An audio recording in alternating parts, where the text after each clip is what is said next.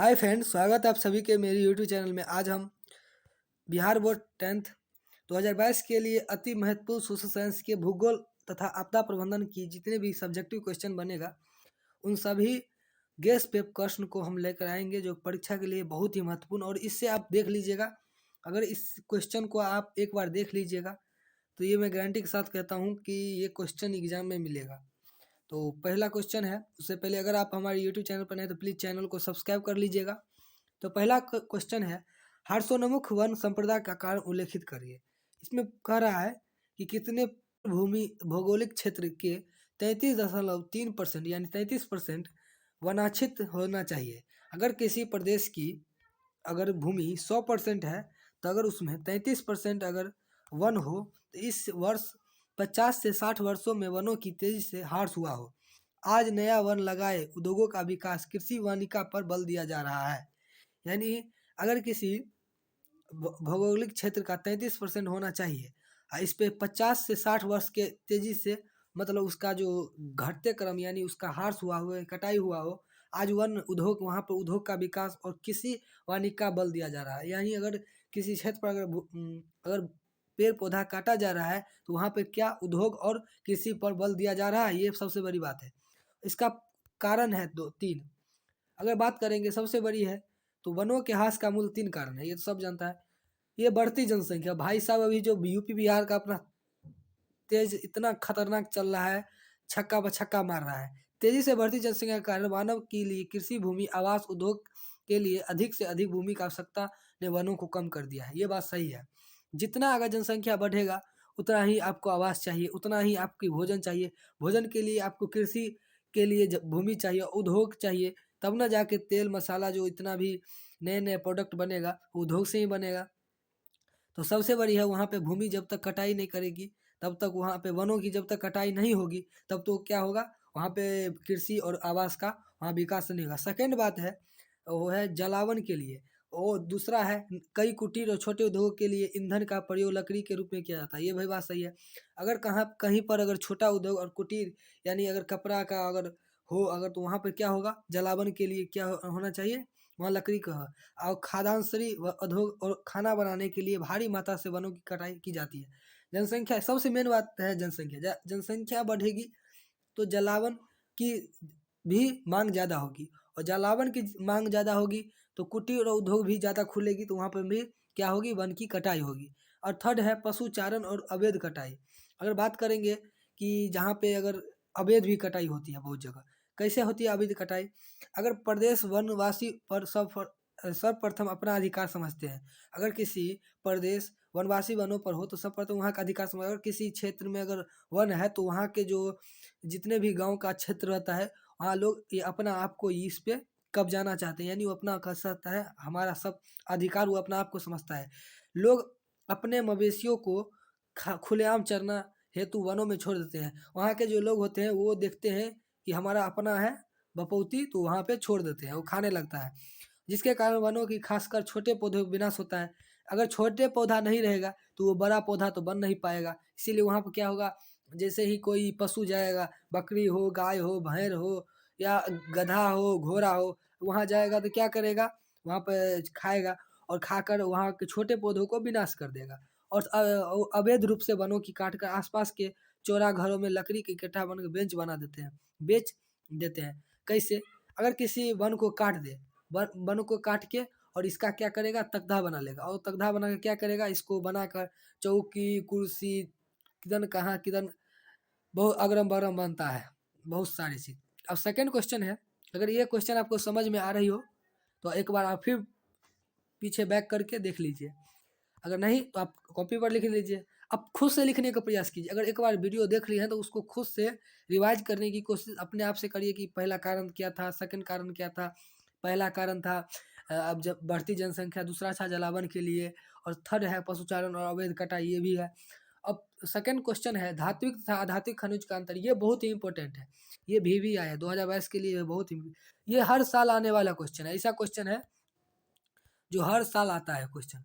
जिन खनिजों की धातु प्रमुखता में पाई जाती है उनमें धातुई खनिज कहते हैं। जिस जिस खनिज में अगर धातु का मात्रा सबसे अधिक हो उसे धातुई खनिज, ये कोई बड़ी बात नहीं है, ये नाम से ही पता चल जाता है धात्विक यानी धातु से बना। इसके 2 प्रकार होता है, लोहा युक्त जिसमें लोहा हो, ऐसा खनिज जिसमें लोहा का अंश हो, जैसे अयस्क, मैग्नीशियम, निकेल, ये सब क्या है, लोहा का मतलब इसमें मात्रा रहता है। अब जो सेकंड है यानी ख है, वो अलोह युक्त, ऐसे खनिज जिसमें लोहे का अंश काफ़ी कम हो, इसमें है लोहे का अंश होता है, इसमें न के बराबर, यानी माने तो न के बराबर। इसमें है टीन, सोना, चांदी, इसमें लोहा का जो मात्रा है बहुत ही नहीं न के बराबर होता है। और जिन खनिजों में धातु नहीं मिलता है उन्हें अधात्विक खनिज कहते हैं। जिन खनिजों में धातु का मात्रा न हो उन्हें अधात्विक खनिज कहा जाता है, जैसे अभ्रक, कोयला आदि, ये सब क्या है, एक अधात्विक खनिज है। अब थर्ड क्वेश्चन है, हरित क्रांति से आप क्या समझते हैं? ये बहुत ही ये भी इम्पोर्टेंट है। 1960-70 के दशक में कृषि के अंतर्गत एक पैकेज लाई गई है। इसमें कृषि की हरित क्रांति की शुरुआत हुई। 1960 यानी 1970 के बीच में एक जो हमारे कृषि में एक क्या लगे पैकेज लाई गई, और इसके अंतर्गत शक्कर किस्म की उन्नत बीज, रासायनिक खाद, सिंचाई और कीटनाशक आदि पर उत्पादक प्रयोग करके खाद्य उत्पादन में अप्रत्याशित वृद्धि की गई। जैसे कि अगर अभी की बात, पहले की जो बात करेंगे 1970 से पहले, तो पहले वहाँ पे खाद और जो रासायनिक चीज कीटनाशक वहाँ नहीं दी जाती, तो वहाँ पे उत्पाद जो होता था वो कम होता था। इसी कारण वहाँ पे एक मतलब एक क्रांति लाई गई, जिसे हरित क्रांति के नाम से दिया गया। क्योंकि अगर ये क्रांति अगर जरूरी भी था, क्योंकि बढ़ती जनसंख्या के कारण ये क्रांति अगर नहीं लाती तो जो उत्पाद होता वो कम होता, जिसके कारण लोगों की समस्या सबसे ज़्यादा वो एक खाद्य पदार्थ की समस्या बन जाती। लेकिन अगर इस समस्या को अगर उस समय की बात करेंगे तो वो सबसे बड़ी थी वहाँ पे क्या, खाद्य पदार्थ। अगर खाद्य पदार्थ में उत्पादन चाहिए तो कीटनाशक छींटना पड़ेगा, और छींटने रासायनिक खाद आपको देना पड़ेगा। उन्नत किस्म की, खास के वहाँ पे संकर किस्म की उन्नत बीज यानी सबसे मॉडिफाई बीज का उत्पादन वहाँ पे सबसे बड़ी मतलब मात्रा में दिया गया। और तथा खास सुरक्षा में मील का पत्थर साबित हुआ। यह बहुत ही, मील का पत्थर मतलब बहुत ही अच्छे साबित हुआ। इस क्रांति को आगे बढ़ने में सहकारिता विभाग का भारत सरकार द्वारा काफ़ी ध्यान दिया गया। इसमें जो हमारे विभाग था सहकारिता विभाग, इसमें भारत सरकार काफ़ी ध्यान दिया गया। और हरित क्रांति से फसलों का पैदावार की काफ़ी वृद्धि हो गई। और देखिए पहले बोल दिए थे कि हरित क्रांति से फसलों में पैदावार की वृद्धि काफ़ी हो गई। इसमें साधन उत्पादन से भारत आत्मनिर्भर हो गया। यानी भारत जो था वो खुद खाद्य पदार्थ पर क्या हो गया, वो आत्मनिर्भर हो गया। अब जो 24वां क्वेश्चन है, यही फोर्थ क्वेश्चन है, जल प्रदूषण को नियंत्रण करने की उपाय का उल्लेख करें। यानी जल प्रदूषण जो हो रहा है इसमें उपाय को उल्लेख करें। तो है जल प्रदूषण रोकने का प्रमुख उपाय। तो ये लिख दीजिएगा हेडलाइनिंग, अगर उत्तर दे रहा है तो आप लिख दीजिएगा। जल प्रदूषण के बारे में पूछ रहा है कि रोकने कैसे रोके, तो पहले लिख दीजिए जल प्रदूषण रोकने का प्रमुख उपाय। और पहला लिख दीजिएगा यहाँ पे, शहरों और नगरों का कूड़ा करकट, मल तथा आदि निकट अवस्थित नदियों तथा जलाशय में उपचारित कर गिराना। यानी अगर किसी शहर के किनारे मतलब किसी शहर के पास अगर नदी या जलाशय है, तो वहाँ पे अगर कूड़ा कचरा मल डाल रहे हैं, यानी जब भी अगर शहर होगा बगल में तो वहाँ क्या होगा, पानी की जो गंदगी होगी वो आए। तो आप क्या कीजिएगा कि पटना में, जैसे पटना है, वहाँ पे जो गंगा में वो बिना किसी कीटनाशक के वहाँ डायरेक्ट ही गंगा में छोड़ दिया जाता है। इससे क्या होगा, गंगा प्रदूषित हो जाए। वहाँ पे कुछ नहीं कीजिए, आप कीटनाशक का उपयोग कीजिए और पानी को में कीटनाशक डाल दीजिए, जिससे उसमें जितने भी जहरीले पदार्थ और जितने भी गंदी कीड़े हैं वो मर जाए, और उसे उपचारिक रूप से गिराया जाए, यानी अच्छे ढंग से उसको गिराया जाए। और सेकंड है, कल कारखानों से निकलने वाली अपशिष्ट रासायनिक पदार्थ को जलाशय या नदियों में न गिराने दें। अगर किसी कारखाने, जहाँ कारखाना रहेगा वहाँ पर फिक्स है कि वहाँ पे क्या होगा, पानी का उपयोग होगा। और पानी का उपयोग होगा, जैसे चमड़ा उद्योग, बहुत सारी उद्योग है जिसमें बहुत सारे पानी का उपयोग होता है, और वो डायरेक्टली बिना किसी रासायनिक सीधे उसको नदी में गिरा दिया जाता है। लेकिन ऐसा करना अगर मना कर दिया जाए तो क्या होगा, जल प्रदूषण कम हो सकता है। अब थर्ड है, तालाबों एवं खेतों से कम कीटनाशक दवाओं का छिड़काव करें। यहाँ पे है सबसे, तालाबों और खेतों में, अगर तालाबों में कीटनाशक दिया जाता है, क्यों? क्योंकि उससे मछली का पैदावार बढ़े, और उससे क्या होगा, जल प्रदूषण बढ़ जाता है। अगर किसी तालाब में अगर वहाँ पे कीटनाशक दवा दी जाएगी तो वहाँ पे क्या होगा, वहाँ पे जो मछली होगी उसकी उत्पादक के लिए बढ़ेगी, लेकिन क्या होगा, एक तरह इधर भी घट जाएगा, क्या, जल प्रदूषण बढ़ जाएगा। और कीटनाशक, खेतों में कम से कम कीटनाशक दवाओं का उपयोग कम करें। और नेक्स्ट है, महासागरों में परमाणु बम परीक्षण आदि का प्रयोग रोक लगाई है। महासागर यानी समुद्र में बात करेंगे तो समुद्र में जो होता है सबसे बड़े-बड़े जितने भी देश हैं सब परमाणु परीक्षण कहाँ करता है? समुद्र में, क्योंकि वहाँ पे जनसंख्या कोई मतलब नहीं रहता है, क्योंकि वहाँ पे जान-माल की क्षति न के बराबर समझिए न ही होता है। इसीलिए वो क्या करता है? समुद्र में ही परीक्षण किया जाता है। तो वो रोक लगा दिया जाए। जल प्रदूषण न करने के लिए लोगों को जागरूकता पैदा के लोगों को ये समझाए, हर घर मतलब हर टोला, हर मोहल्ला, हर पंचायत, हर जिला, मतलब हर राज्य में इसका जागरूकता फैला दिया। लोगों को ये बता दिया कि जल ही हमारे लिए सबसे महत्वपूर्ण चीज़ है। अगर इस पे हम बल दिए या रोक लगाए तो हमारे जीवन को अच्छे खुशियों के आगे और भी अच्छे दिन आ सकते हैं या अच्छे दिन तक हम जी सकते हैं। ये सबसे लोगों की एक क्या होगा? मेंटालिटी चेंज होगा, और मेंटालिटी जैसे ही लोग की चेंज होगी तो वो जल प्रदूषण पर रोक लगाएगा। अब इसका 5th क्वेश्चन है, बिहार में कितने प्रकार की फसल उपजाई जाती है? ये बहुत ही VVI क्वेश्चन ये भी है। तो बात करेंगे, बिहार एक कृषि प्रधान राज्य है, ये तो बच्चा जानता है। बिहार का कुल भौगोलिक क्षेत्रफल का 96% कृषि, यानी अगर 100% यहाँ पे भूमि है ना, तो 96% यहाँ पर क्या है? खेती करने योग्य है। यहाँ उपजाऊ मिट्टी, साधारण वर्षा, सिंचाई की सुविधा, ऋतुओं की विविधता यानी बहुत सारी ऋतुएं आती है, अनेक प्रकार की फसल उगाई जाती है, जो कि नीचे दिया गया है। भदई फसल सबसे प्रमुख जो फसल है वो भदई फसल है। इसमें बात करेंगे, ये मई जून के बोया जाता है और अगस्त सितंबर में काट ली जाती है। भदई जो फसल होता है वो मई जून में बोया जाता है, जिसमें सबसे बड़ा जो बिहार ये फसल है, भदई धान, ज्वार, मजार, मकई, जूट और सब्जियां आदि फल होता है। और जो सेकंड है अगहनी फसलें। अगहनी फसलें ये जो होता है वो मध्य जून से अगस्त तक बोया जाता है और इसमें नवंबर दिसंबर में काट जाता है। बिहार का अगहनी ही प्रमुख फसल, यानी बिहार में बात करेंगे तो धान, ज्वार, बाजरा और अरहर, गन्ना, ये सब प्रमुख जो फसल है वो बिहार की है। अब थर्ड है रबी फसल। रबी फसल नवंबर में बोई जाती है और गर्मी के आरंभ में काट ली जाती है। प्रमुख गेहूं है, अभी जो गेहूं का अभी आधा उम्र हो चुका है। जो है दलहन है, जैसे दलहन में होता है चना, मटर, मसूर। तिलहन में होता है सरसों, तीसी, तिल आदि जितने भी होते हैं रबी फसल में आते हैं। अब जो नेक्स्ट है गर्मा फसल, ये गर्मी के दिनों में वही उगाए जाते हैं जहाँ अरहर इत्यादि सिंचाई की सुविधा हो। यहाँ अरहर होता है, सिंचाई की अधिकता क्या हो, सुविधाएं हो, तो गर्मा फसलें वहाँ होती है। अब नेक्स्ट है आपदा प्रबंधन की। अब आपदा प्रबंधन की जो क्वेश्चन है, ये 3-4 क्वेश्चन है आपदा प्रबंधन जो हर साल पूछा जाता है। यही क्वेश्चन है और कहीं से क्वेश्चन बिहार बोर्ड बनाता ही नहीं है। तो पहला है भूकंप से बचने के किन्हीं 3 उपाय। एक तो बचा जाता है भूकंप का पूर्वानुमान, यानी अगर भूकंप आने से पहले आपको पता चल जाए तो ये आप बचा सकते हैं अपने आप को। ये है भूकंप लेखी यंत्र द्वारा भूकंपीय तरंग का पूर्वानुमान। अगर किसी जगह पे अगर क्या लगा हो, वहाँ पे यंत्र लगा हो, तो क्या होगा, उसे तरंग का पूर्वानुमान किया जा सकता है। सेकंड है भवन निर्माण। भवन निर्माण भूकंप रोधी तरीकों के आधार पर किया जाना चाहिए, खासकर उन क्षेत्रों में जहाँ भूकंप प्रभावित हो।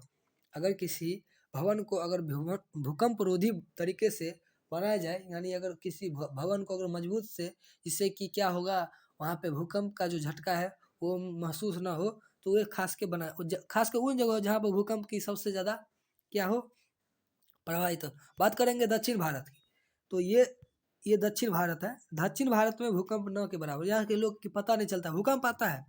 इतना बड़ा पठार है ना, इतना बड़ा पठार दक्षिण भारत में, जो यहाँ पे लोग के पता ही नहीं चल पाता है कि भूकंप आता है, क्योंकि ये पठार है और नीचे से उठता है भूकंप। तो ऊपर आते आते इसको इतना ऊपर से लोड रहता है, उसको अंदर में रह जाता है वो बन के। सेकंड है गैर सहायकारी संगठनों का सहयोग। भूकंपीय आपदा निपटाने के लिए गैर सरकारी संगठनों को भी योगदान हो सकता है। ये संस्थाएं न सिर्फ राहत कार्यों में मदद कर सके, बल्कि भूकंप के पूर्व लोग को भूकंप रोधी भवन तथा भूकंप के समय तत्काल बचाव हेतु लोगों को प्रशिक्षित भी कर सकते।